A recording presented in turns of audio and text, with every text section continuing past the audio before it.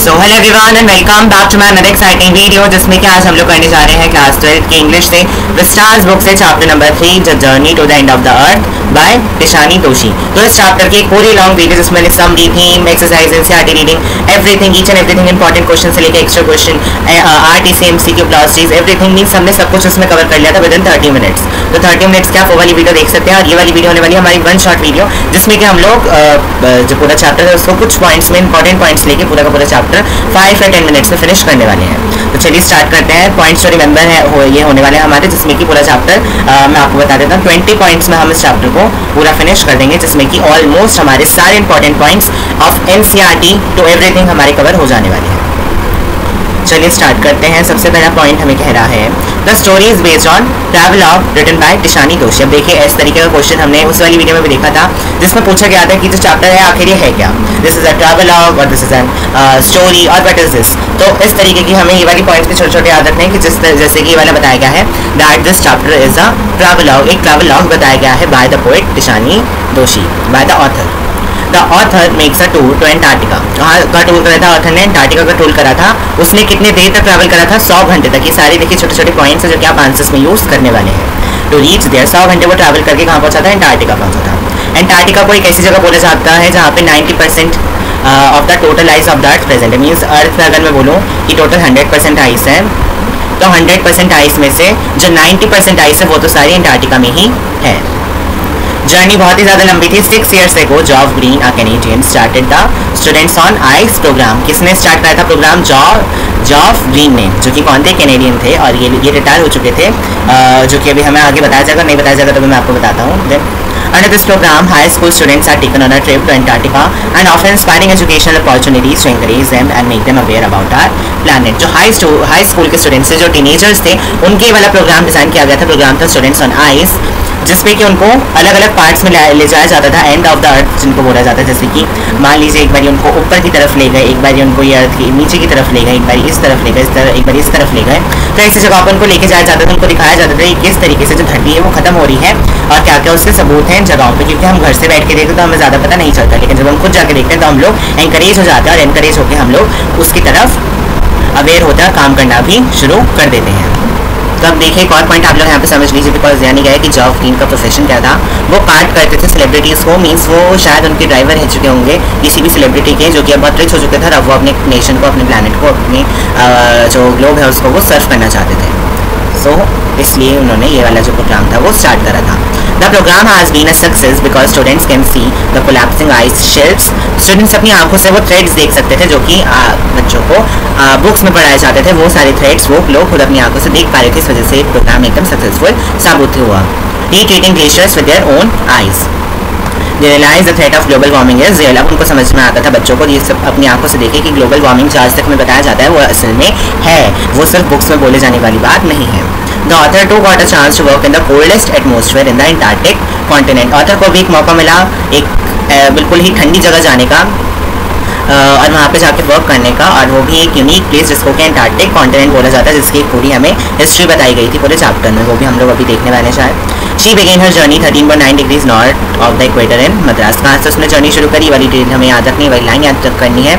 उसने क्या क्या क्रॉस करा, इसका भी क्वेश्चन आ सकता है कि आखिर उसने कौन सी चीज़ क्रॉस करी है। मतलब आपको 3-4 ऑप्शन दे देंगे और पूछेंगे कि उसने क्या क्या क्रॉस करा था इनमें से, या फिर पूछ देंगे क्या इसमें से क्रॉस नहीं करा था। तो आप लोगों को याद रखना है कि जो ऑथर था उसने कौन कौन सी जगहों को क्रॉस करा था। उसने 9 टाइम जोन क्रॉस करे थे, 6 चेक पॉइंट्स पास करे थे, 3 ओशनों को पार करा था, और बहुत सारे इकोस्फेयर्स को भी पार करा था। कहाँ पे जाने के लिए? एंटार्क्टिका जाने के लिए।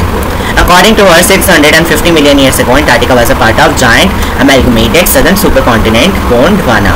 मीन्स सबसे पहले जो गोंडवाना था वो एक ही पूरी चीज़ थी, पूरा सुपर कॉन्टिनेंट, एक लौता लैंडमास था, जो कि अब टूट चुका था बहुत टाइम बाद आके, जिसकी वजह से अलग अलग कॉन्टिनेंट्स आज हमें दिखाई देते हैं। तो उन्हीं में से एक कॉन्टिनेंट एंटार्क्टिका भी रह चुका है, जो कि आज उसी जगह पे है जहाँ पे पहले गोंडवाना हुआ करता था, जो कि एक लौता लैंडमास था। This journey also enlightens about the significance of Cordilleran folds and Precambrian granite sheets, ozone and carbon। इन सारी हमें डिटेल्स बताई गई of the history. No existence of human life there, वहाँ पे जब ह्यूमन इंटरफेरेंस नहीं हुआ तो वो जगह बिल्कुल वैसी थी जैसे कि शुरू से हुआ करती थी, और पहले के उसके अंदर ट्रैप्स भी हो चुके थे कार्बन के। मीन्स कार्बन उसकी आइस में ट्रैप हो चुका था, जो कि हमें पास्ट की इंफॉर्मेशन दे पा रहा था। तो इससे हम पता कर सकते थे कि पास्ट, प्रेजेंट और फ्यूचर में क्या कंडीशन होने वाली है प्लैनेट की। As per understanding human beings have been on earth for about 12,000 years. इतने सालों से जो ह्यूमंस थे वो अर्थ पर रह रहे हैं। In this short period of time humans ने बिल्कुल ही बदल दिया है एनवायरमेंट को for the short year. Means अगर हम इसको एक जियोलॉजिकल टाइम पीरियड से देखें तो हमारी जो अर्थ है वो आज की नहीं है, वो बहुत ज़्यादा बिलियंस और million years of the years पुरानी है। तो इतनी पुरानी होने के हिसाब से ह्यूमन लाइफ तो इसको पहली बार आई नहीं है, इससे पहले इसको डायनासोर्स ने डोमिनेट करा है और भी कई सारी स्पीशीज़ ने अलग अलग टाइम पे डोमिनेट करा है। लेकिन सबसे ज़्यादा इसकी रिसोर्सेज को ख़राब करा है वो कौन है? ह्यूमंस। और वो भी कितने टाइम के लिए? बस 12,000 टाइम ही हुए हैं ह्यूमंस को आए और उन्होंने इतने ही टाइम में पूरे के पूरे अर्थ के रिसोर्सेज को ख़राब करके रख दिया है। Humans by establishing cities and mega cities have encroached mother nature. Humans ने पूरी की पूरी cities और mega cities बनाने के लिए नेचर जो हमारी माँ जैसी है उनको ही उसने खराब कर दिया है। The rapid increase in population has added to more distress. अब population ज़्यादा है तो डिमांड भी ज़्यादा होगी, रिसोर्सेज भी ज़्यादा लगेंगे, इस वजह से एक्सप्लॉयटेशन भी रिसोर्सेज का ज़्यादा ही होने वाला है। Human beings are battling with each other for the limited resources. अब जब रिसोर्सेज ही कम है तो फिर आपस में लड़ाई होगी कि ये रिसोर्स मेरा है और ये रिसोर्स किसी और का है। सो इतनी ज़्यादा मुश्किलों से जो कि है रिसोर्सेज को यूज़ करा जा रहा है। The average global temperature is rising rapidly. जो ग्लोब का जो टेम्परेचर है वो जितना होना चाहिए उससे वो ज़्यादा धीरे धीरे धीरे करके राइज हो रहा है। The layer of carbon dioxide around the world is increasing. अब हम सबको पता है कि हमारा जो प्लानट है उसके अराउंड किसकी लेयर होनी चाहिए? ओजोन की लेयर होनी चाहिए, जो कि सब सारी चीज़ों को प्रोटेक्ट करके रहती है from the sun's ultraviolet rays. लेकिन अब किसकी लेयर बनती जा रही धीरे धीरे? कार्बन डाइऑक्साइड की। और अगर हम सबको पता है कि कार्बन डाइऑक्साइड सारे में बहुत ज़्यादा अमाउंट में फैल गया तो हम लोग ऑक्सीजन को कंज्यूम ही नहीं कर पाएंगे and the human life will get extinct. The narrator is worried about the profound question about the climatic change, like if West Antarctic ice sheets melt entirely or if Gulf Stream ocean current will disrupt it, will the world come to end one day? अगर सारी sheets melt हो गई तो obviously बाढ़ आ जाएगी सारे में, या फिर अगर ओशन करंट्स जो कि हैं वो डिस्टर्ब हो गए, एकदम से ही बिगड़ गए वो, तो शायद जो वर्ल्ड है वो ख़त्म हो जाएगा। Tishani Doshi is contended with the beauty of balance in play of our planet. एक बैलेंस जो कि है वो बनना बहुत ज़्यादा ज़रूरी है between everything. इफ बैलेंस नहीं होगा तो सारी चीज़ें जो कि हैं वो डिस्टर्ब हो जाएंगी। So we need to maintain a balance between the resources and their exploitation. She is optimistic that next generation children are full of निवेद टू सेव द अर्थ। मतलब वो चाहते हैं, जो जिन्होंने ये प्लान स्टार्ट करा था, ये प्रोग्राम स्टार्ट करा था जॉफ ग्रीन ने, उनका जो मोटिव था वो यही था कि जो नेक्स्ट जनरेशन है, आने वाली जो टीनेजर की जो जनरेशन है वो जान सकें कि किस तरीके से उनकी जो अर्थ है वो ख़त्म होती जा रही है, किस तरीके से वो उसको सेव कर सकते हैं। Gondwana would have larger biodiversity including the flora and fauna. Gondwana पे इतनी ज़्यादा बायोडाइवर्सिटी थी जो कि आज हम लोग देख पा रहे हैं जब अलग अलग हो गया, लेकिन इतनी ज़्यादा बायोडाइवर्सिटी हमें अंटार्कटिका में देखने को नहीं मिलती है।